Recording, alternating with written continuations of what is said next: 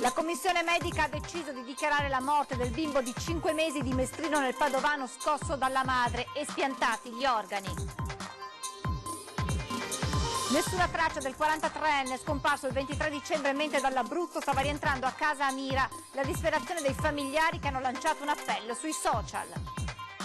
Intensificati i controlli della Polizia Stradale di Treviso durante il Natale su strade e autostrade, intercettato in poche ore un 70enne che aveva investito un pedone senza prestargli soccorso. Arriva il gelo per chi non ha una casa, per prima volta a Treviso non c'è un'emergenza freddo da affrontare, già attrezzati posti sufficienti per una sessantina di senza tetto. Dopo quasi un anno di indagini, il nucleo forestale di Padova ha sequestrato una discarica abusiva di rifiuti edilizi. Si chiude con un segno negativo il 2019 per l'export trevigiano. Non abbiamo debitamente attenzionato la Germania, mercato principale di destinazione dei nostri prodotti, spiega Sartor, presidente della Confartigianato. In questo periodo natalizio tanti vicentini e non solo si sono regalati un po' di tempo da trascorrere tra arte e cultura con la mostra Ritratto di donna nella Basilica Palladiana. Buongiorno e ben ritrovati con l'informazione di Antenna 3, telegiornale che si apre con la cronaca. La commissione medica dunque ha deciso di dichiarare la morte del bimbo di 5 mesi di Mestrino, in provincia di Padova, scosso dalla madre. Nel frattempo sono stati espiantati gli organi al piccolo. Il piccolo di 5 mesi è arrivato in ospedale a Padova una settimana fa dopo che la madre, originaria di Mussolente, lo aveva scosso con forza, non ce l'ha fatta. La morte è stata formalizzata dalla commissione composta da un medico legale, un neurologo e un anestesista che hanno decretato la morte cerebrale in seguito a un secondo approfondito esame. Sono state così staccate le macchine che tenevano in vita il bambino, mentre la procura ha autorizzato l'espianto del cuore e del fegato. Il piccolo è stato seguito in questi giorni dai medici della terapia intensiva di pediatria, guidata dal professor Perilongo. Ora per la madre, inizialmente indagata per lesioni gravissime, potrebbe essere formalizzata l'accusa di omicidio colposo. Era stata proprio la donna a confessare ai carabinieri di essere stata lei a scuotere violentemente il piccolo, che all'alba di sabato scorso non riusciva a riaddormentarsi. Secondo il suo avvocato Leonardo Massaro, la donna non sarebbe stata in sé quando ha scosso suo figlio. E sono ore, giorni di preoccupazione per i familiari di un veneziano di Mira scomparso nel nulla mentre dall'Abruzzo stava rientrando a casa il 23 dicembre. Ci aggiorna in diretta Anna Maria Parisi, buongiorno. Buongiorno da Mira, dove da giorni si stanno vivendo letteralmente ore di angoscia ed apprensione. Sono quelle di una famiglia e di un intero paese per la scomparsa di Fabrizio Melodia, 43 anni, che manca da casa dalla vigilia, anzi dalla previgilia di Natale, dal 23 dicembre.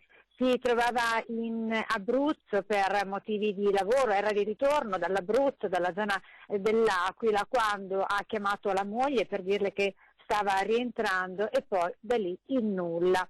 A lanciare lo stesso appello per chiedere informazioni del marito alla moglie, che dopo una denuncia di scomparsa alla tenenza dei carabinieri di Mira ha lanciato anche degli appelli sui social. La moglie, Sabrina Viane, è molto conosciuta in paese, anche perché non solo per motivi politici, è nota infatti per essere un esponente della sinistra locale, ma anche per aver costituito un'associazione dedita al sociale. Non si hanno notizie appunto di Fabrizio Melodia, laureato in filosofia, noto anche nell'ambiente letterario dei fumetti per essere uno scrittore. Ha fatto nel corso degli anni infatti diversi lavori. I carabinieri della tenenza di Mira, dopo la denuncia della scomparsa della moglie, hanno diramato gli avvisi su tutto il territorio locale e nazionale, naturalmente, per attivare le ricerche dell'uomo. Al momento non si sa davvero nulla di dove possa essere. E da Mira è tutto, la linea può tornare allo studio. Grazie ad Anna Maria Parisi. In questi giorni di festa sono stati intensificati i controlli della Polizia Stradale di Treviso lungo strade e autostrade. Identificato in poche ore un 70enne che aveva investito un pedone senza prestargli soccorso. Ha investito una donna che camminava lungo via Gravette a Sernaglia della Battaglia la mattina di Natale senza fermarsi a prestarle soccorso nonostante fosse finita in un fossato. Protagonista dell'incidente un automobilista 70enne rintracciato dalla polizia grazie anche alle testimonianze dei presenti e alle immagini delle telecamere di videosorveglianza della zona. Poche ore più tardi gli agenti hanno raggiunto l'uomo che ha ammesso le proprie responsabilità. L'anziano è stato denunciato per fuga, omissione di soccorso e lesioni gravi, visto che la donna ha riportato ferite guaribili in più di 40 giorni. Questo è uno dei risultati dei controlli effettuati dalla Polizia Stradale di Treviso durante le festività natalizie per garantire la sicurezza su strade e autostrade. Numerose le persone trovate alla guida con un tasso alcolico al di sopra dei limiti di legge. Nello specifico 9 automobilisti sono risultati positivi all'alcol test, di questi 8 sono stati denunciati. Complessivamente 159 le infrazioni contestate, 12 le patenti di guida ritirate, in totale sono stati decurtati 400 punti, mentre le sanzioni amministrative ammontano ad alcune migliaia di euro. 2 morti in altrettanti incidenti in Campania, nella provincia di Padova, uno nell'Alta, l'altro nella Bassa Padovana, Montagnana. 2 tragici incidenti in Campania nel Padovano, uno nell'Alta, a Lobbia di San Giorgio in Bosco, l'altro a Montagnana. Nel primo caso un agricoltore di 85 anni è rimasto schiacciato sotto il suo trattore. Nonostante i soccorsi dei vigili del fuoco e del personale del SUEM, il medico ha dovuto dichiarare la morte dell'uomo, che dopo pranzo aveva avvisato il fratello, con cui viveva, e sarebbe andato a tagliare della legna con il trattore. Non vedendolo rientrare, il fratello ha dato l'allarme. A trovare il corpo è stato il vicino di casa. Le cause dell'incidente sono al vaglio dei carabinieri. Forse, salendo o scendendo dal mezzo, l'uomo ha perso l'equilibrio e il trattore si è rovesciato. A Montagnana invece sarebbe stato un malore a stroncare un 68enne ex funzionario di banca che era salito su una scala nel suo giardino per potare un albero con la motosega. Trovato a terra da un passante, in un primo momento si era pensato che la caduta fosse stata fatale. Invece, secondo la ricostruzione del medico legale, ma accertamenti sono ancora in corso, sarebbe stato colto da un malore proprio mentre si trovava sulla scala. Nella caduta poi si sarebbe anche ferito alla testa. L'uomo è morto durante il trasporto all'ospedale di Padova con l'elicottero del SUEM. Voltiamo pagina con il punto sulla sanità veneta fatto dal governatore Zaia, che con cifre alla mano ha voluto spegnere ogni polemica sulle voci secondo le quali in Veneto il servizio sanitario sarebbe in mano ai privati. In 10 anni, ha specificato Zaia, nel privato diminuiti budget e numero di prestazioni. Giù le mani dalla sanità veneta, non posso accettare si dica stiamo chiudendo gli ospedali veneti, è vergognoso verso i cittadini che si devono far curare. Parole dure queste del presidente del Veneto, Luca Zaia, nel corso del punto stampa a Palazzo Balbi, volendo spegnere il chiacchiericcio secondo il quale il Veneto investirebbe più sul privato che sul pubblico. Noi abbiamo dato dati ufficiali degli ultimi 10 anni, di una decina d'anni, che dicono che il budget, quindi i finanziamenti al privato, sono diminuiti in questi 10 anni e anche il numero delle prestazioni, per cui può capitare che ci sia assolutamente un confronto sano, ma dire che la sanità del Veneto viene ceduta al privato no, perché i dati ufficiali ci dicono esattamente il contrario. I dati, eccoli, sono quelli diramati dalla stessa regione del Veneto e comparativi tra sanità pubblica e privata, un dossier con grafici e cifre di 19 pagine. C'è la questione postiletto con il 18% complessivo del privato accreditato in Veneto rispetto ad una media nazionale del 29%, a testimonianza di un governo del sistema salute orientato verso il pubblico, si legge a pagina 5. Quindi a pagina 8 il budget assegnato sugli 8 miliardi 137 milioni del 2010, la spesa per la sanità privata era del 9%, pari a 719 milioni. Nel 2018 su un budget di 8 miliardi 913 milioni, 634 sono andati al privato accreditato, pari ad una percentuale del 7% e una diminuzione dal 2010 del 12%. Ripeto, il budget ai privati è diminuito negli ultimi 10 anni, il budget ai privati è diminuito, ma non solo, solo anche il numero di prestazioni, e questo dimostra quello che abbiamo sempre detto. Con il governatore a spiegare le cifre è stato il direttore generale della sanità Domenico Mantoan. Il Veneto, tra le regioni italiane, era e rimane all'ultimo posto nella spesa pro capite per sanità privata, che è nello stesso periodo diminuita da 135 a 123 euro. Il budget sanitario per curare i 5 milioni di veneti è di circa 10 miliardi di euro all'anno. Mancano 1.300 medici in Veneto, ne mancano 56.000 in Italia. Grazie alle nostre proposte adesso iniziamo a assumere medici non specializzati, si sono allungati di 5 anni i pensionamenti in maniera tale da avere i professionisti in gamba e in grado di lavorare ancora, che possono decidere di restare negli ospedali, questo per tamponare questa grave crisi di medici presenti sul mercato. Si preannunciano per gli ultimi giorni del 2019, per i primi del 2020, notti sotto zero, ma per la prima volta a Treviso non c'è un'emergenza freddo da affrontare. Per i senza tetto infatti sono già stati attrezzati posti sufficienti per accoglierli tutti. Quest'anno sono state ben calcolate le esigenze in base allo storico, e quindi per la prima volta nella storia della nostra città quest'anno non c'è stata una lista d'attesa. Nessun senza dimora rimarrà senza un tetto e un letto a Treviso nelle prossime notti che si preannunciano gelide. Il sindaco Conte lo sottolinea con soddisfazione. Lo scorso anno dal capoluogo era partito l'invito ai comuni della cintura urbana a fare la propria parte per consentire un ampliamento dei posti a disposizione in città. Con la regia della prefettura questo percorso si è concretizzato e per l'arrivo del freddo ci si è fatti trovare pronti. Siamo riusciti a mettere in piedi un piano che ha fatto fronte in modo direi perfetto a questa emergenza, e quindi questo Natale nessuno è rimasto fuori al freddo. Sono molto soddisfatto di questo. Abbiamo messo a disposizione 20 posti letto nelle caserme Serena, 22 in via Pasubio e altri 4 in via Risorgimento, più l'aiuto della Caritas, e siamo riusciti a far perfettamente fronte alle esigenze del nostro territorio. Se dunque il termometro nelle prossime notti scenderà come previsto sotto lo zero, i 60 posti complessivi messi a disposizione saranno in grado di accogliere tutti i bisognosi. Credo che è bello avere una città con le luci, con gli eventi, però bisogna avere un occhio di riguardo anche alle persone che sono in difficoltà, e con questo piano ci siamo riusciti perfettamente. Dopo quasi un anno di indagini, il nucleo forestale di Padova ha sequestrato una discarica abusiva di rifiuti edili. Sequestrata dal gruppo forestale dei Carabinieri una discarica abusiva di rifiuti speciali. L'area, di circa 10 ettari, si trova nel territorio di Campo San Martino. Le indagini su questo terreno, con il sospetto che si trattasse di gestione illecita di rifiuti, sono iniziate già nel 2018. Dopo i primi accertamenti, infatti, c'era stato un sequestro di 2.500 metri cubi di rifiuti inerti, trovati in un'area che, seppur destinata a una lottizzazione artigianale e industriale, sarebbe stata invece gestita come una discarica abusiva di rifiuti provenienti da attività di costruzione e demolizione di edifici.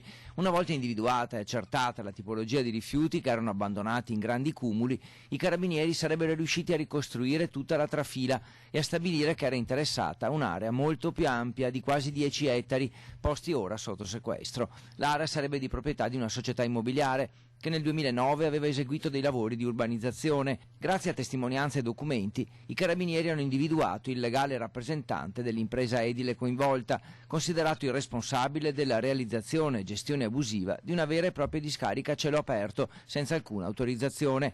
Nel tempo i rifiuti sarebbero stati anche interrati, facendo così emergere risvolti penali nell'indagine. Ora il responsabile dovrà procedere a ripristinare l'area rimuovendo i rifiuti, che poi verranno smaltiti in centri di recupero autorizzati.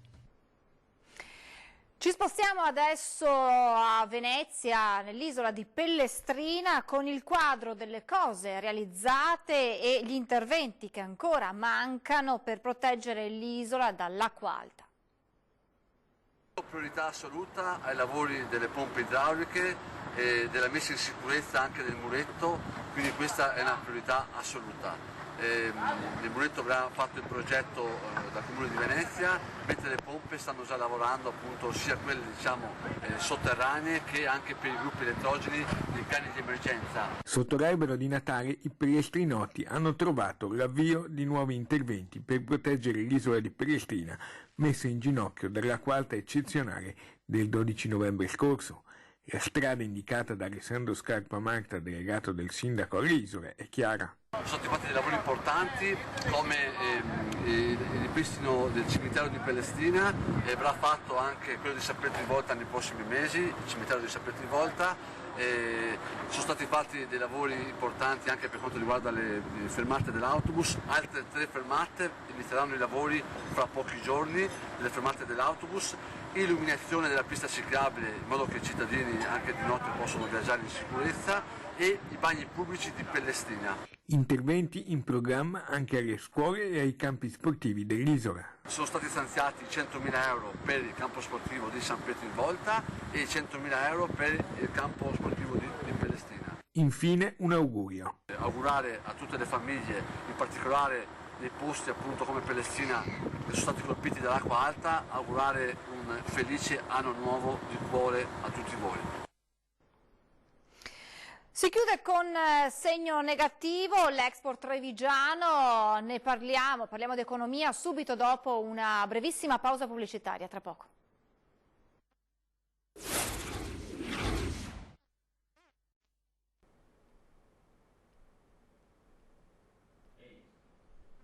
Rieccoci in diretta, come anticipato parliamo di economia perché si chiude con segno negativo il 2019 per l'Export trevigiano. Non abbiamo debitamente attenzionato la Germania, mercato principale di destinazione dei nostri prodotti, che ha ridotto dello 0,7% le importazioni, spiega Vendemiano Sartor, presidente della Confartigianato Marca Trevigiana. Si appresta a chiudere con un segno negativo l'export trevigiano del comparto manufatturiero. I primi 9 mesi di quest'anno le esportazioni sono diminuite dell'1,2% rispetto allo stesso periodo del 2018. I settori che hanno perso in maniera rilevante sono il tessile con un meno 7,9%, il legno meno 5,1% e quello della produzione di macchinari e apparecchiature meno 3,1%. I settori sui quali noi abbiamo maggiori difficoltà sono quelli legati all'automotive, soprattutto la parte tedesca, perché questo ha 2 elementi. No? Uno, veniamo da un periodo molto buono e quindi è evidente che gli alti e bassi ci sono.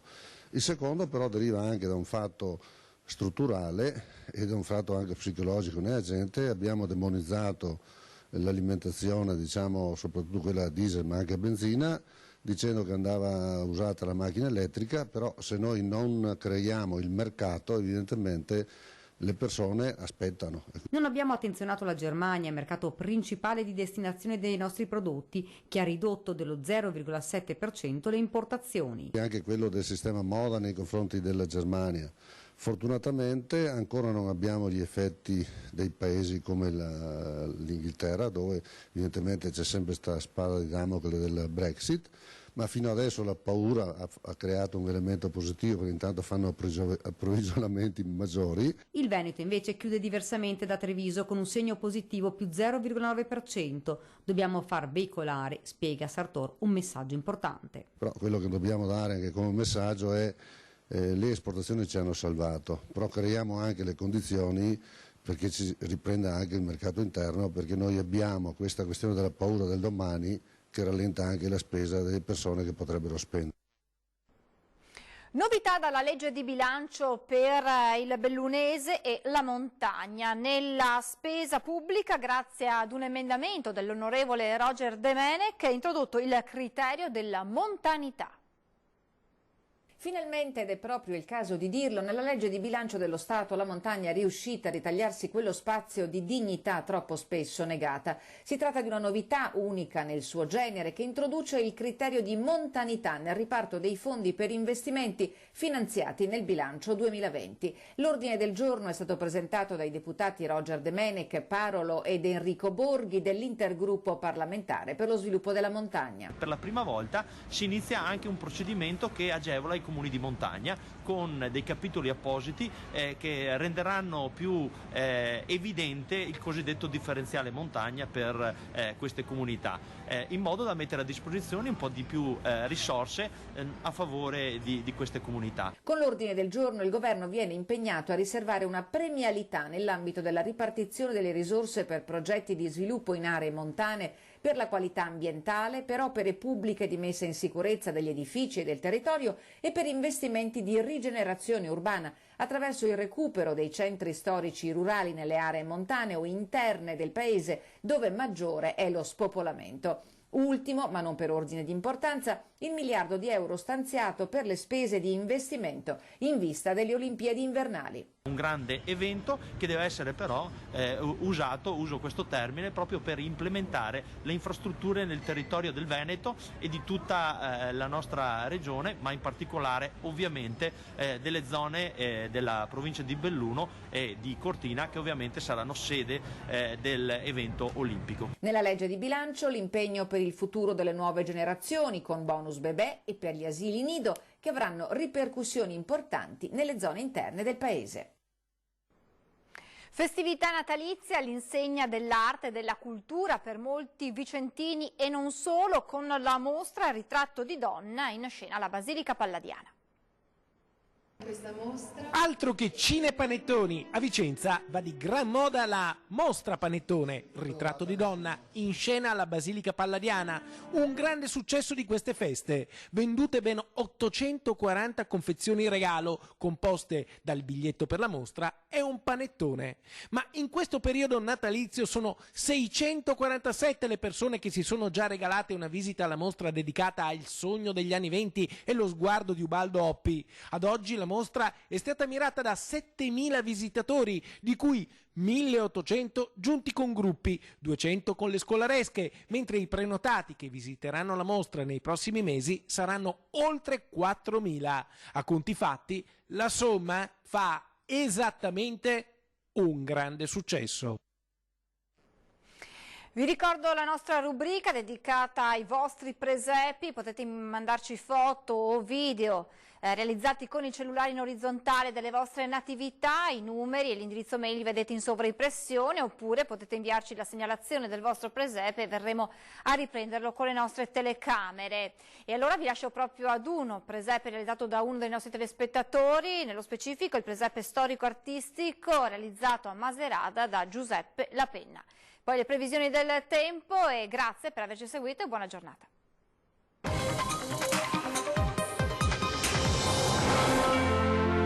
Questo presepe è un presepe particolare perché parte dall'annunciazione a Maria Vergine fino alla risurrezione di Gesù. Mi ci sono voluti quasi 5 anni di lavoro per realizzarlo. Ci sono diversi materiali usati, dai mattoni alle pietre, alle rocce, al sughero, al polisterene stuccato, al gesso, insomma di tutto e di più per realizzare quest'opera. C'è una ricerca delle statue attraverso maestri scultori di tutta Italia e i luoghi li ho fatti io realizzando dei bozzetti e cercando di tenermi vicino alla struttura delle case della Palestina e anche alle colorazioni delle relative case.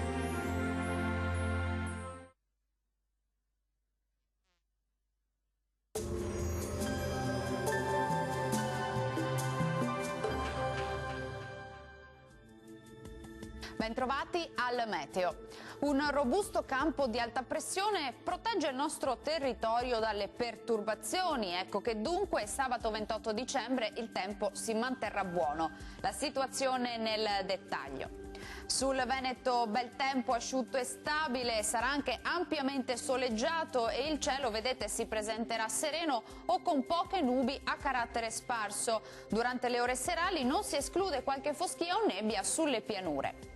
Vediamo anche le temperature, le minime saranno comprese tra -4 e 6 gradi, valori massimi compresi invece tra 7 e 9 gradi circa e dunque in lieve calo. Stessa situazione anche sul Friuli Venezia Giulia, con sole dappertutto e cielo sereno e sgombro da nubi. Temperature minime tra lo 0 e i 5 gradi, massime sugli 8 gradi. Ci spostiamo infine sul Trentino Alto Adige, dove avremo un ampio soleggiamento, salvo per qualche addensamento sui settori più settentrionali della nostra regione. Temperature minime sotto zero, massime intorno agli 8 gradi. Dal meteo di Antena 3 è tutto, grazie per l'attenzione e arrivederci al prossimo aggiornamento.